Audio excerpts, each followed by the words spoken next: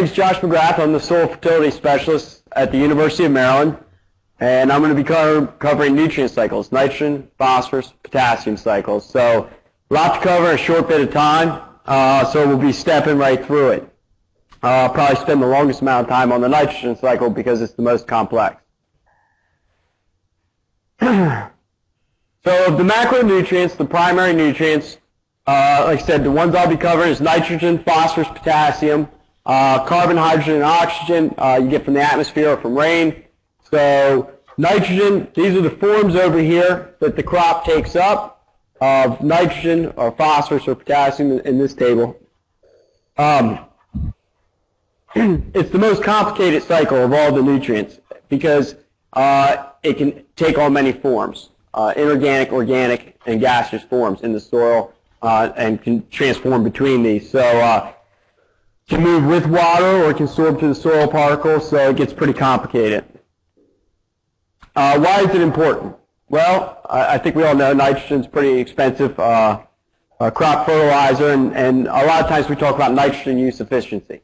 And so this is one way to calculate nitrogen use efficiency that Bill Ron published back in '99. And basically what he says is your nitrogen removed in grain minus what it gets from the soil and the atmosphere divided by fertilizer N, right? Because let's say grain can take it up both soil N that you didn't put in with fertilizer that was mineralized from organic matter or from previous year's fertilization, and then deposition from the atmosphere.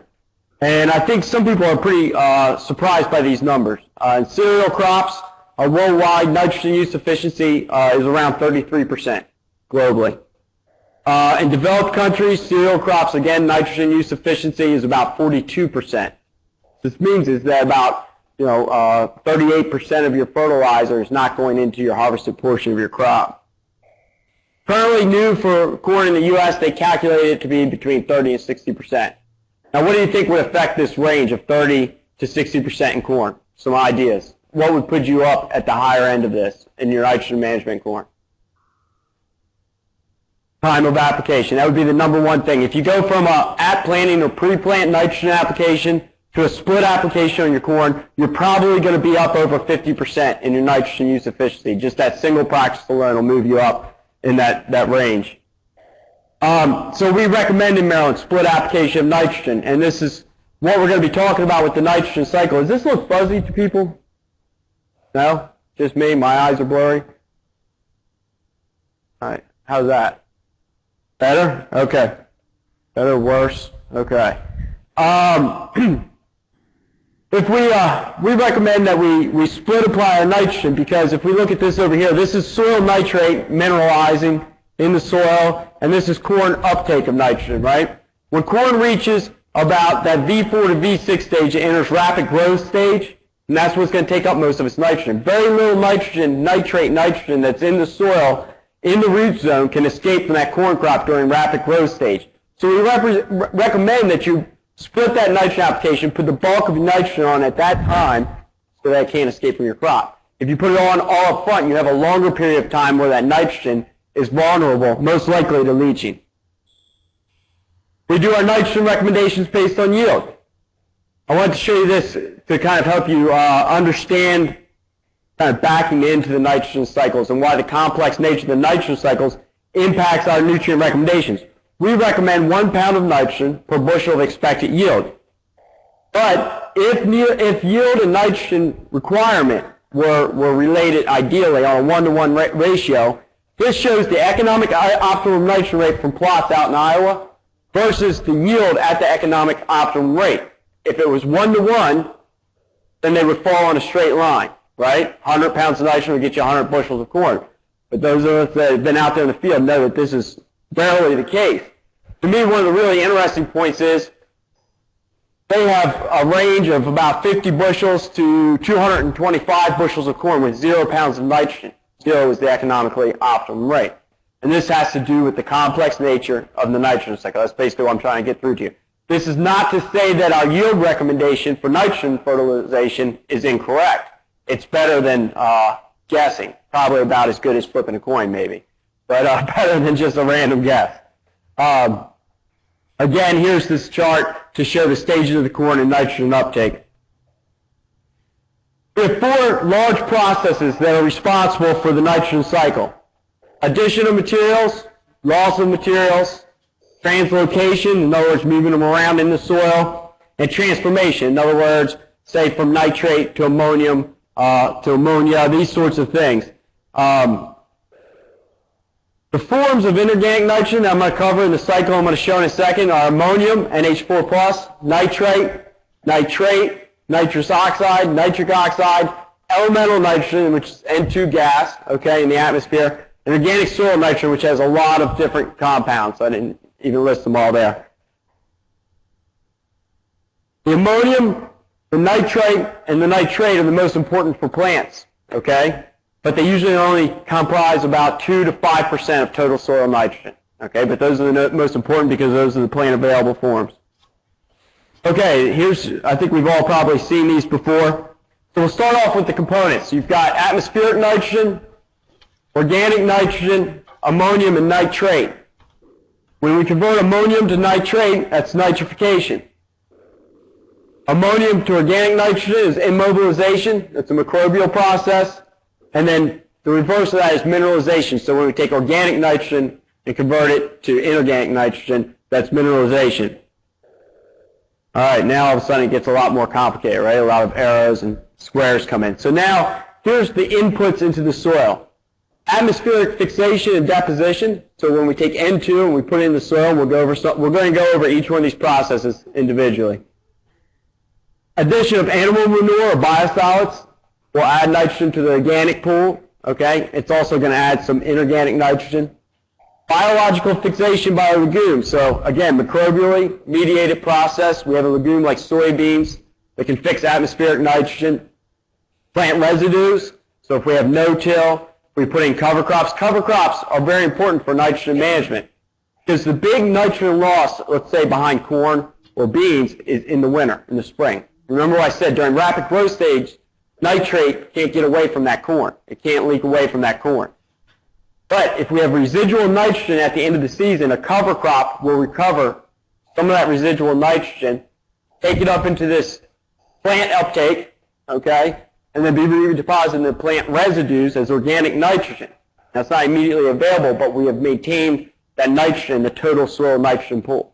And we've improved the soil supply capacity of nitrogen for our crop. So that's why cover crops are such an important tool in managing the cycle. Everything we do, fertilization, crop rotations, cover crops, is one part of managing the soil nitrogen cycle. And then we have industrial fixation, and here we use it to mean commercial fertilizer, either as nitrate or ammonium, okay? And with industrial fixation, we're fixing it from atmospheric nitrogen. And then the loss pathways, and I'll go through each one of these. We've got volatilization from ammonium as ammonia, leaching of the nitrate, or denitrification, which can then blow off that nitrate as N2, and then runoff or erosion, which is minimal with nitrogen, but if we have erosion, that organic nitrogen or any nitrogen bound to the soil particle can be left, and also any of the dissolved forms can be lost in that runoff. Here's just on the losses. And fundamentally, our nitrogen loss, everything else is small except for what's driven by hydrology. And the big one is leaching. So from an agronomic perspective, from the amount of money you have invested in your nitrogen, and from the environmental perspective, nitrogen leaching is the most important thing. That's the one, we start there, and then you can worry about other things because the rest are really minor compared to that nitrate leaching. Denitrification, again, that's probably relatively small, but it depends on the weather. That's climate driven, if you have a saturated soil, these sorts of things. And ammonia losses can be small to moderate, and they're easy to manage depending on how we manage our fertilizer. So this is one of the things that we can manage is ammonia losses, volatilization losses, our management of that cropping system. And eroded end, again, is very small. It's related to that runoff component, but mostly we're worried about that nitrate leaching out. So nitrogen fixation, what is it? It's the conversion of atmospheric nitrogen, N2, gas, to inorganic nitrogen, and it's the ultimate source of all soil nitrogen. Even if we talk about, soybeans or nitrogen fixers, fertilizer, even manure N originally was probably fixed from the atmosphere either by the soybean that was fed to that livestock or the crop that was fed to that livestock. The nitrogen got into the crop from fertilizer and then went to the animal and then went back out to the field. So initially, atmospheric nitrogen is the ultimate source for everything. There's two types, symbiotic and non-symbiotic nitrogen fixation when we talk about biological fixation. Symbiotic is mediated by bacteria, and they convert the N2 to plant-available nitrogen while growing in association with the host plant. And an example of this is rhizobium bacteria. And they fix N2 in the nodules present on the roots of a legume, like soybeans. I think everyone's probably seen those famous photos of the nodules on soybean roots. And then non-symbiotic is N2 fixation that is performed by free-living bacteria and blue-green algae that reside in the soil. The amount of N fixed by these is much lower, and it's not normally something we're as concerned about in the agronomic management of our nitrogen. And then industrial N fixation. This number is very large globally when you think about it. There's some that occurs through atmospheric conditions. So 5 to 15 pounds per acre per year from the rain or snowfall. Lightning, these sorts of things can fix N2 and then deposit as inorganic nitrogen in the soil. Internal combustion engines fix nitrogen from the atmosphere and then can be dissolved in rainfall and deposit it in those emissions. And then synthetic or industrial processes of N fixation. It's based on the Haber-Bosch process where hydrogen and N2 are reacted to form ammonia. The ammonia produced can then be used as a fertilizer, for example, anhydrous, or used as the raw material to make other fertilizer products that you're familiar with. But this is where all commercial fertilizer comes from, is the Haber-Bosch process. Nitrification is the oxidation of ammonium to nitrate. It's a two-step process where ammonium is converted to nitrite first and then to nitrate by two different bacteria in the soil, Nitrosomonas and Nitrobacter. You need aerobic conditions and a moderate pH. If you have very acid soils, as Trish was pointing out, this process won't occur. So you can see the chemical equation up here. First, Nitrosomonas is involved as we convert the ammonia into nitrite. It produces hydrogen ions and water. It's going to acidify the soil, and then again we continue the reaction with a second bacteria, Nitrobacter, to form the nitrate. So this is an acid-forming process in the soil. Nitrate is readily available for uptake and use by crops or microbes, and nitrate leaching is the biggest thing that we're concerned about when we're talking about managing our nitrogen, both from an economic and environmental standpoint. The biggest thing we can do to control this, as we said earlier, is proper rate, so don't have excess nitrogen left in the soil at the end of the season, so put out the right rate, try and have the right amount for the maximum yield, and then timing, split application, and so forth. And again, as I said, this is an acid-forming process. Mineralization and immobilization. Nitrogen mineralization is the conversion of organic nitrogen to ammonia. It's very important in the nitrogen cycle because it liberates these plant-available nitrogen forms, inorganic nitrogen forms. It can be a large source of nitrogen to a growing crop in a given year, even with your fertilizer in.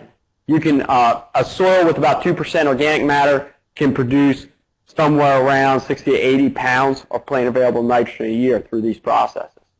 So a lot of the nitrogen that's taken up by your crop was provided from the soil organic nitrogen, which could have been additions through manures and so forth, or more than likely the soil microorganisms had fixed nitrogen before, and then as they decompose or so forth, release that. Nitrogen mobilization is the reverse. It's the conversion of inorganic plant-available nitrogen to ammonia or nitrate by these microorganisms to form organic nitrogen, amino acids, and proteins. These aren't available to the crop. And so this becomes important when you look at things like C to N ratio, which I'm going to talk about, because if you are converting your inorganic nitrogen back to organic nitrogen, it's no longer available for crop uptake.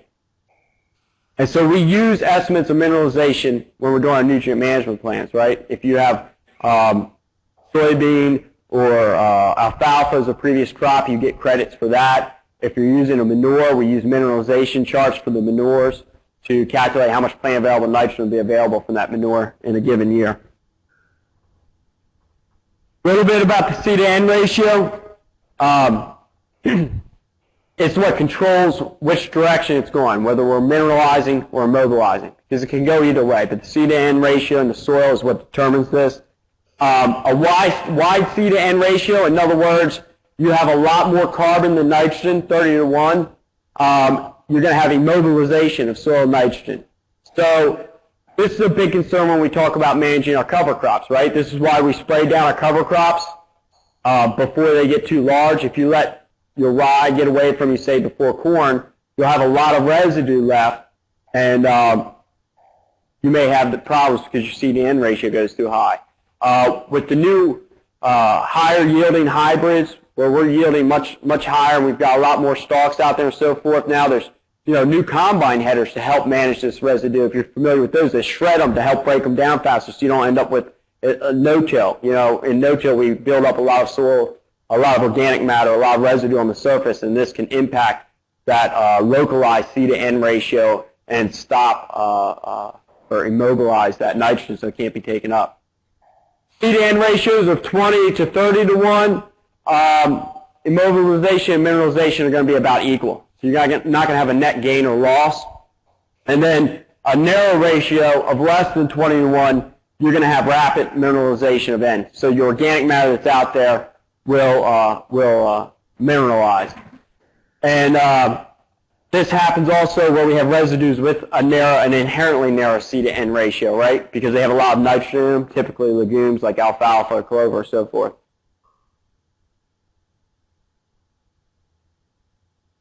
Here's a chart to show kind of how this progresses, because it's just like Trish was saying earlier, everything in the natural world kind of goes through cycles. If we start off where we had a high C to N ratio material added, say straw. This is one reason why a lot of people don't like to use horse manure on their gardens, right? Because it's a manure with a higher C to N ratio with a lot of straw in it, perhaps. So you add this material, as time progresses, the available soil nitrogen is going to decrease, right? Because those microbes are going to be consuming all the nitrogen they can get a hold of until they run out, and then as that carbon evolves off its CO2, all of a sudden it's going to reverse and go the other way, and available nitrogen is going to begin to increase. So these cycles are continually occurring. Okay, so that's kind of all the functions of the nitrogen cycle. Did anyone have any questions? I know I kind of moved through that fast, so it's a lot of material to cover, but we can stop for a second just about specific parts of the nitrogen cycle. Volatilization, immobilization, mineralization. What else? Someone help me here. Nitrification, denitrification. Any questions about those components? Okay, some of the pathways of loss. Denitrification, kind of covered this. It can go through any kind of, this is the general pathway. This isn't a complete chemical reaction like before. This is the general progression, and it can start at any point in that progression. But basically what we're talking about is taking nitrate, inorganic nitrogen, and taking it to nitrous oxide, or N2, both of which are gases and can be lost to the atmosphere. And how can you identify an area in a cornfield that's had denitrification, and where would it be in a wet season? What's it look like in wet spots in a field?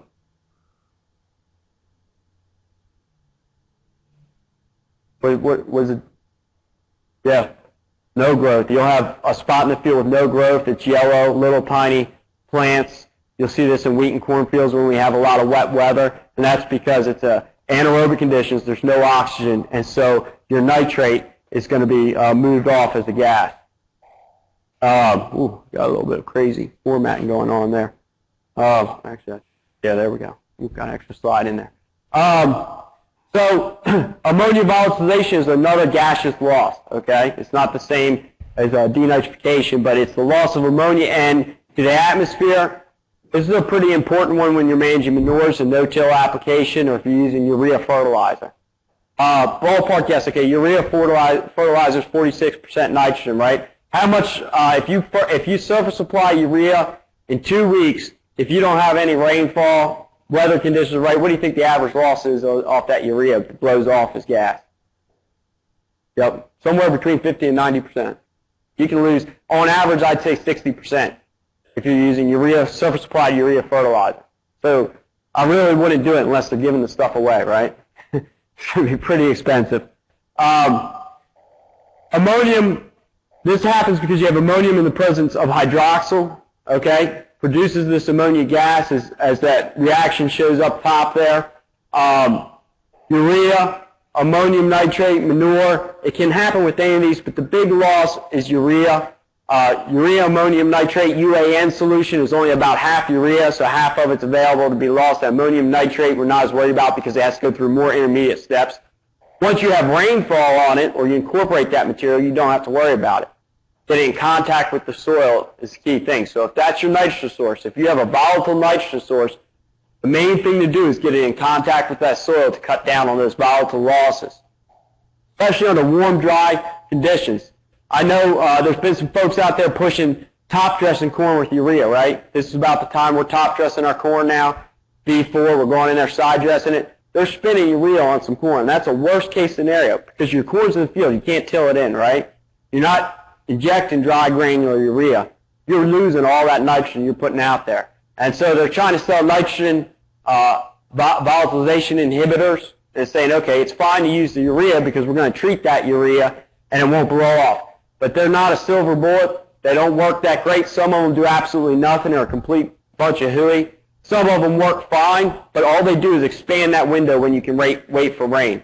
Now, if you're irrigating and you can put a half-inch of water on it guaranteed, then okay, you could probably spin that urea on, get a half-inch of water on, get it worked into the soil, and you don't have to worry about it.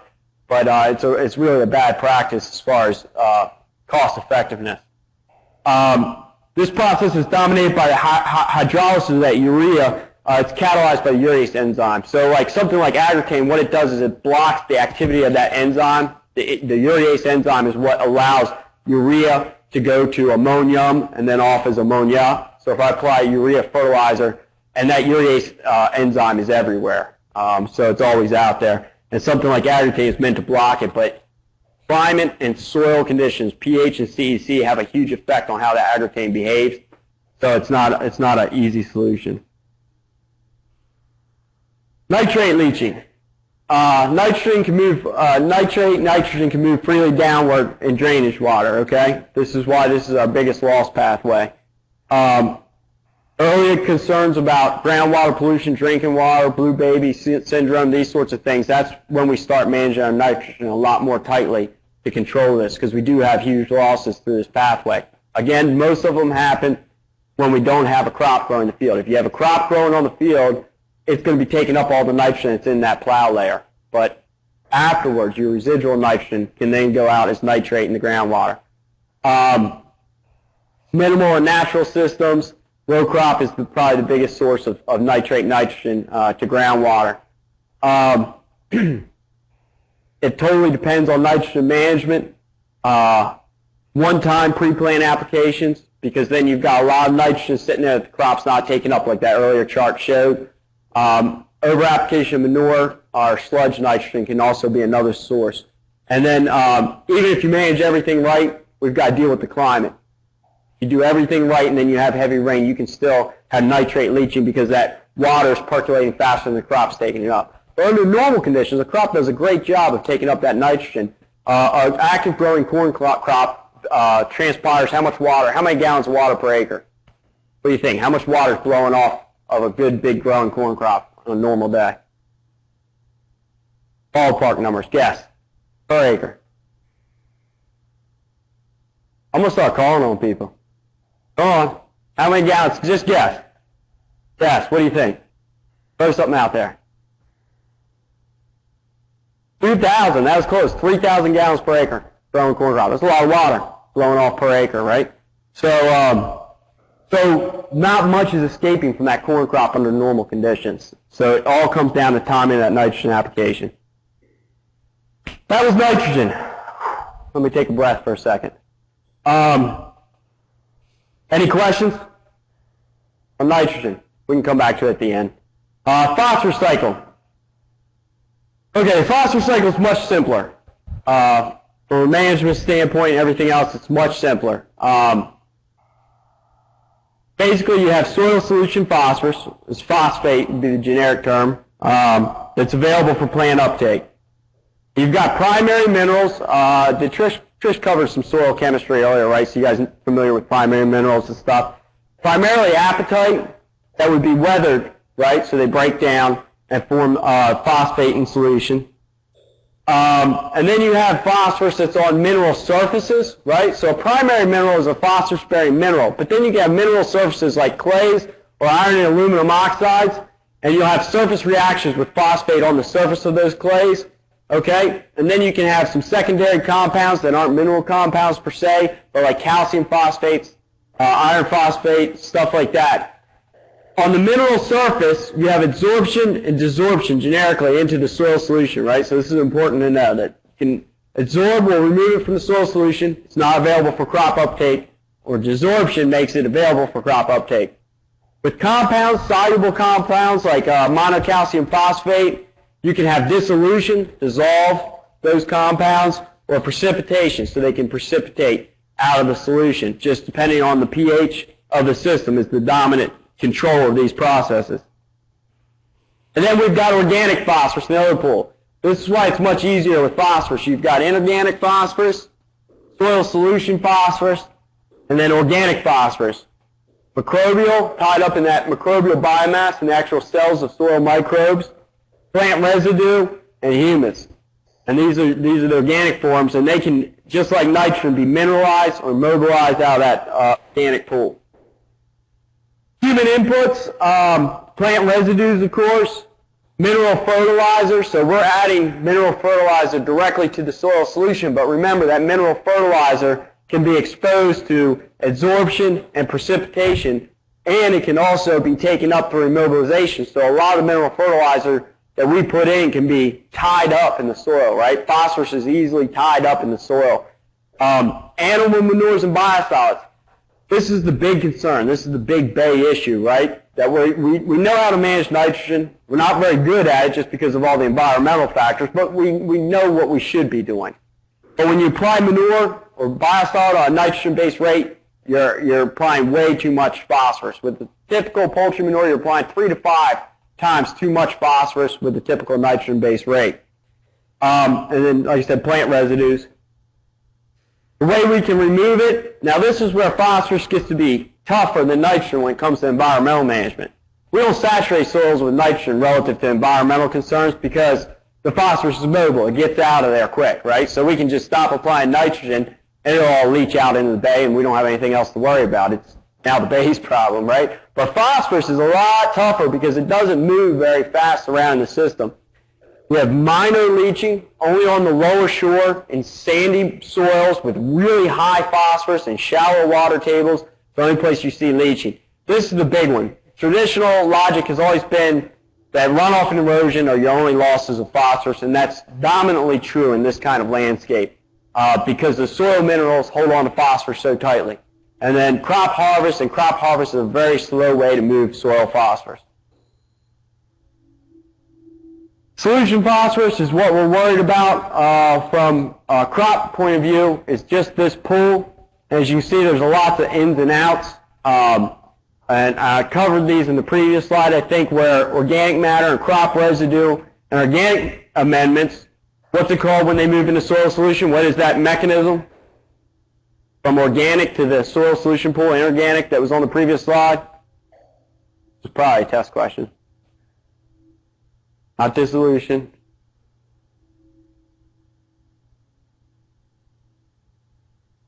I can't hear. I'm half deaf and riding equipment my whole life. You're going to have to speak up. That's why I yell so loud. I can't even hear my own self talk. But when we go from organic to inorganic, what is that? Mineralization. That's right, mineralization. Commercial fertilizer, we're putting it directly in the soil solution. Phosphate minerals. What's a phosphate mineral? We'll back up here real quick. There we go. Weathering from a phosphate mineral. Okay, see that one over here? And then from these compounds we have desorption and dissolution. So dissolution is from the secondary compound. And then you can have loss, direct loss and runoff, dissolved losses from that soil solution, or erosion can carry it away, and soil biota can take up a lot of the phosphorus. To look at a broader phosphorus cycle, a bigger one, like a more regional one, this was the traditional ag cycle, 60 years ago, maybe 70 years ago.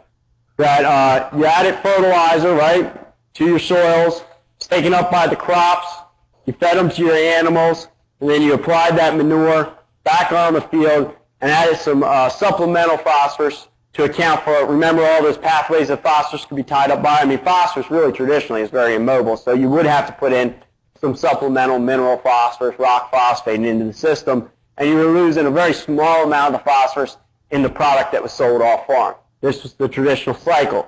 What's happened from a watershed perspective is we fragmented that system. We grow all the corn, wheat, and beans out in the Midwest, right? About 40% of what we feed to, say, the broilers on the Delmarva Peninsula. So we're importing crops to this region to feed those chickens, and all that phosphorus stays here. Why does it stay here? The phosphorus that's in a grain, right? Most cereal grains, the phosphorus, about 80 to 90% of it is unavailable to chickens, people, pigs, monogastrics. We don't have the ability to break down the phosphorus that's in what we eat, okay? It's there in the form, an organic form called phytate, which is a very strong molecule. Actually, one of the biggest problems globally as far as nutrition is phosphorus deficiency when you look in developing countries, because humans and chickens can't absorb any of the phosphorus that's in the food that we eat, so we have to take a mineral supplement. Same thing with chickens. We feed them a mineral supplement so they can grow, but everything that comes from the crops out in the Midwest stays right here in the manure because it passes right through the bird, because that phytate molecule can't be broken down. We started adding phytates to feed in about 99 or 2000 here in Maryland for chickens. Became law, and so a lot more of that phosphorus that is in the grain can be cleaved by that phytase enzyme and available to the bird, but still not all of it. So we fragmented that cycle. Basically, we're importing a lot of phosphorus to this region. And incidentally, that's the way, like, archaeologists always found human populations. Centers of human growth, human population for our whole history have always been places where nutrients accumulate. If you think about it, ever since the advent of agriculture, human population centers accumulate nutrients. We import food, always have for, thousands of years. So why P management? P is essential to all forms of life. It has no known toxic effects. That's why it was ignored for a long time. But adequate P levels in soils are essential for crop production, for agronomic crops. And so because of this, for a long time, we didn't worry about over-applying phosphorus, right? Because we didn't think it did any harm. It was only recently in the past probably 40 years that we realized that phosphorus might be responsible for some water quality issues. And those water quality issues is in surface water. Although we hear about nitrogen, things go in vogue. It used to be you had nitrogen guys and phosphorus guys. My advisor in college was a phosphorus guy, and then there's guys that are nitrogen guys. But now we've realized that it's actually kind of a complex system in the bay. But for the most part, in fresh water, phosphorus is what limits the growth of algae or aquatic plants. And the reason for that is that most of the algae in fresh water can fix their own nitrogen from the atmosphere. It's in marine environments, saltwater environments is where nitrogen starts to become, the lower bay is where it becomes an issue. How does P impact crop growth? Well, it's responsible for vigorous shoot growth. So at the beginning of the season is when it's really important. And it helps with the uptake of other nutrients. So if you're not managing your phosphorus properly, you're probably getting lower nitrogen use efficiency, right? So these are some of the positive environmental implications. Helps with resistance to stress and helps with earlier maturity. One of the ways when we do phosphorus studies that we evaluate phosphorus fertilizer rates or phosphorus fertilizer sources, like we do some studies with different types of fertilizer, is that we'll look at how early the crop silks. And always, if I put out a study, I should probably put some of this data in there. If I put out a study with different phosphorus rates, the highest phosphorus rate always silks much earlier than the lower phosphorus rate. So you have early grain fill, better grain development. Doing a couple pictures, you also know what phosphorus deficiency looks like.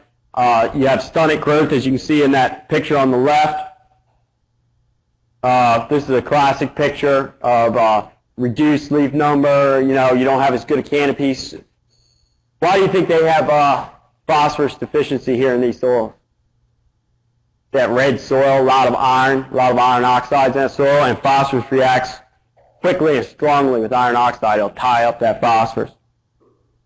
especially under acid conditions. This is why pH is so important, you know. And as Trish said earlier in her last talk, liming is way more important than fertilizing, okay? It just is. If your pH isn't right, you're wasting all your money on fertilizer for the most part.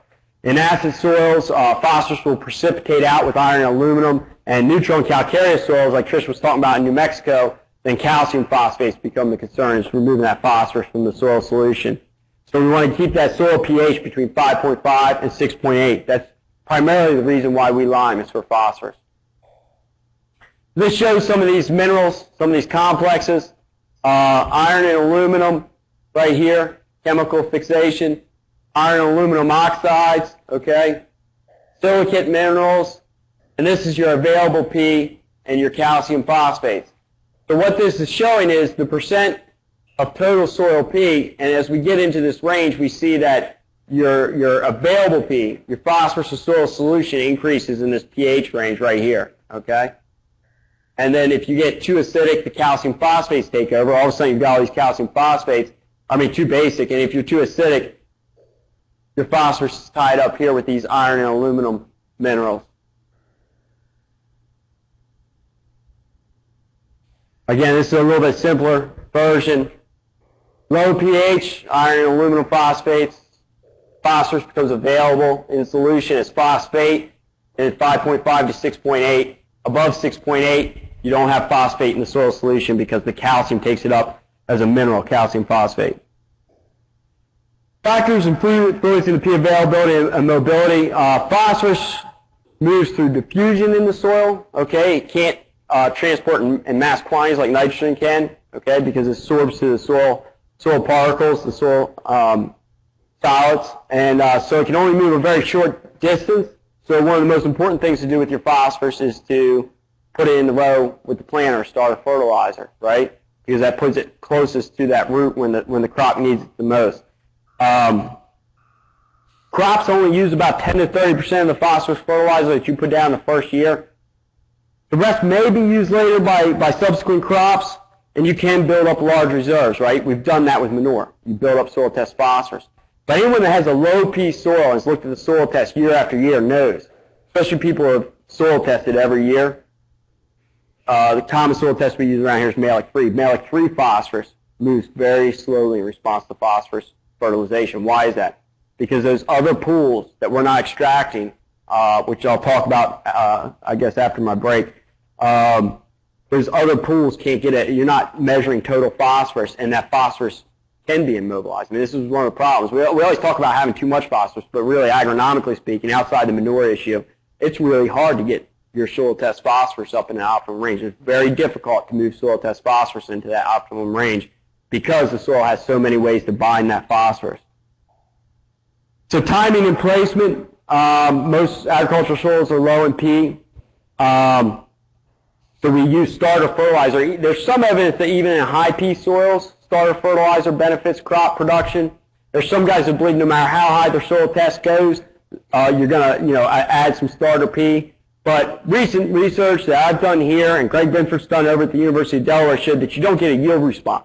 You almost always get an early growth response. So if I have a soil test P that's up in that optimum range or excessive range of 150, let's say, and I go and put out 4 different rates of phosphorus, 0, 20, 30, and 40 pounds per acre in the starter band.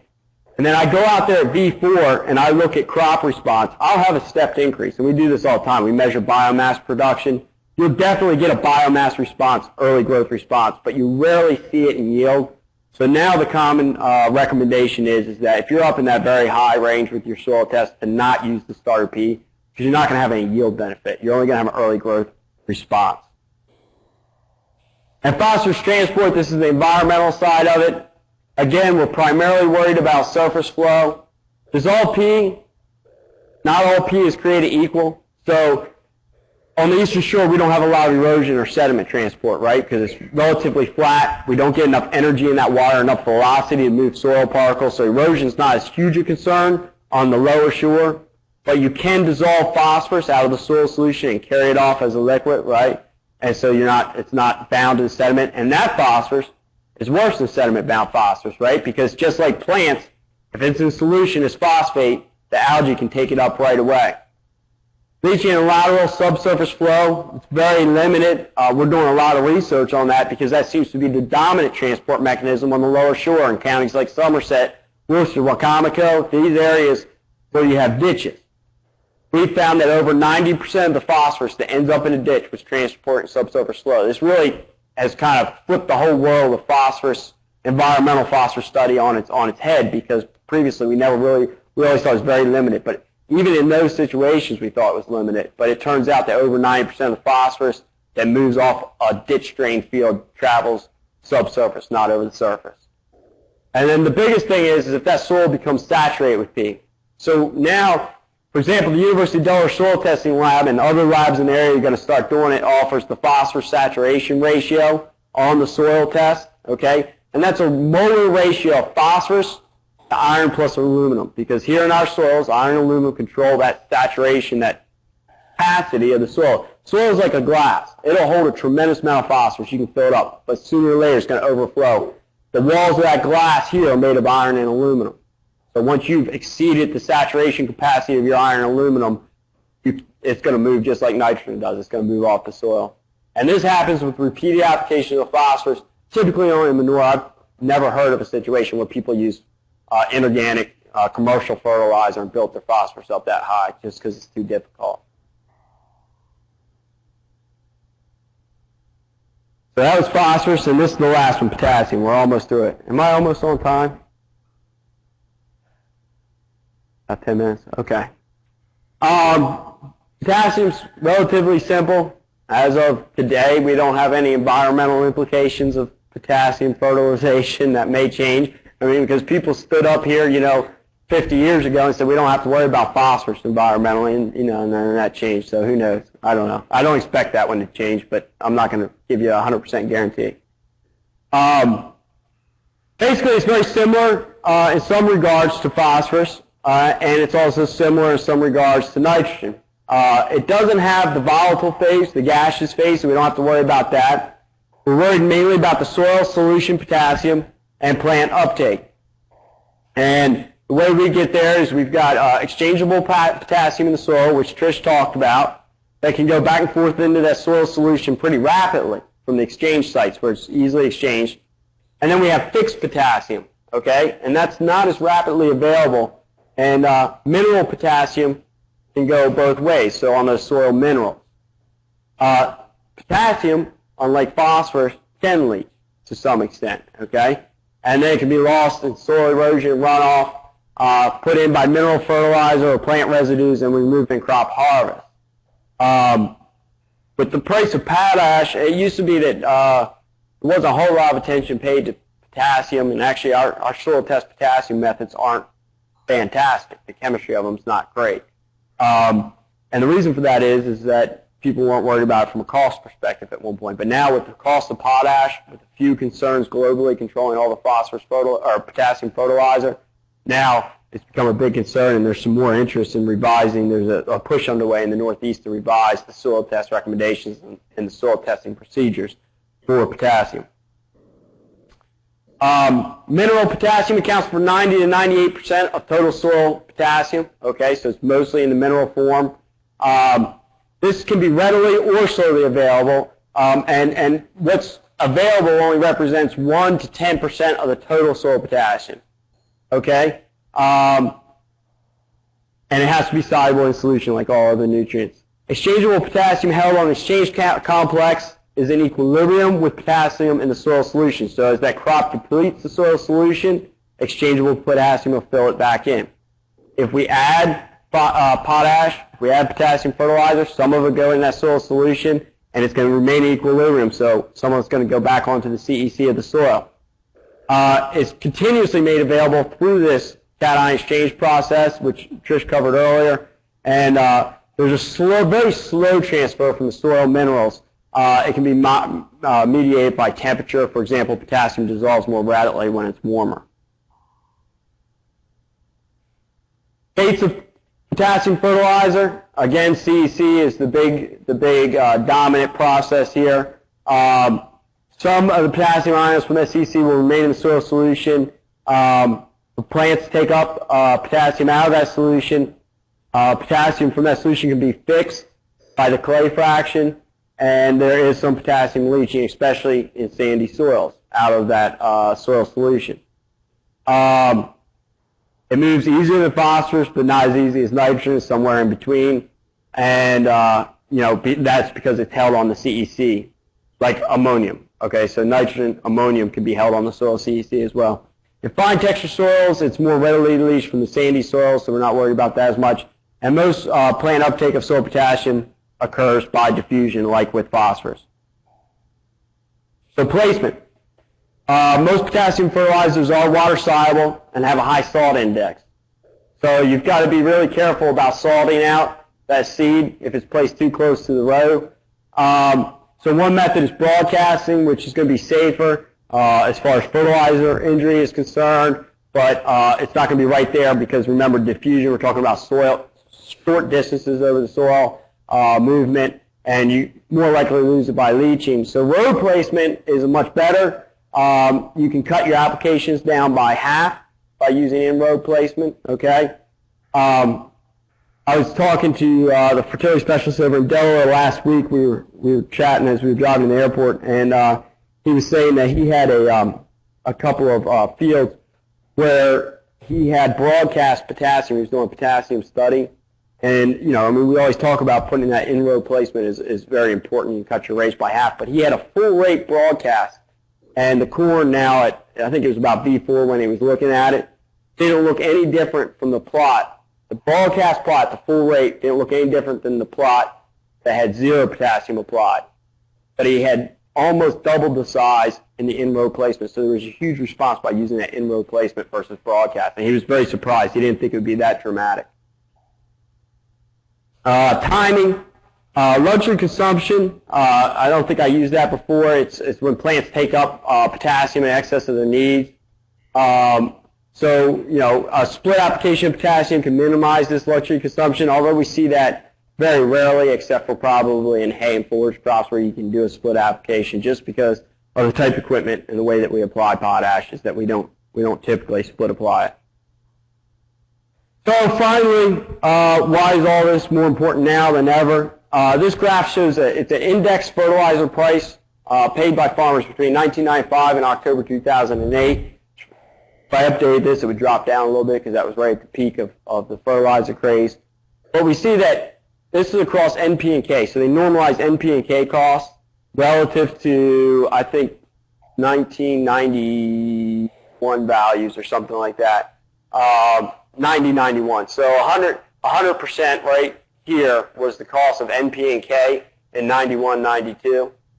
And between 2000 and 2008, we've seen almost 350% increase in NP and K. And this is related to the cost of energy with nitrogen and phosphorus and potassium supplies worldwide. There's a lot of talk that we may be reaching peak phosphorus, which if you're familiar with peak oil, which means we're almost at our max production of oil, and then after that it's always going to decrease. We're actually probably going to hit peak phosphorus before peak oil. And there's very few companies that are manufacturing phosphorus and potassium fertilizer, and almost all of it comes from offshore. So that's what's controlling the prices on fertilizer. So that's why managing these nutrient cycles, and that's what you're doing when you fertilize, you're managing that whole nutrient cycle, is so important. So with that, there's my contact information. Why don't we take a quick break, because I see some people starting to zone out on me. Maybe get up and do some jumping jacks, bust out a couple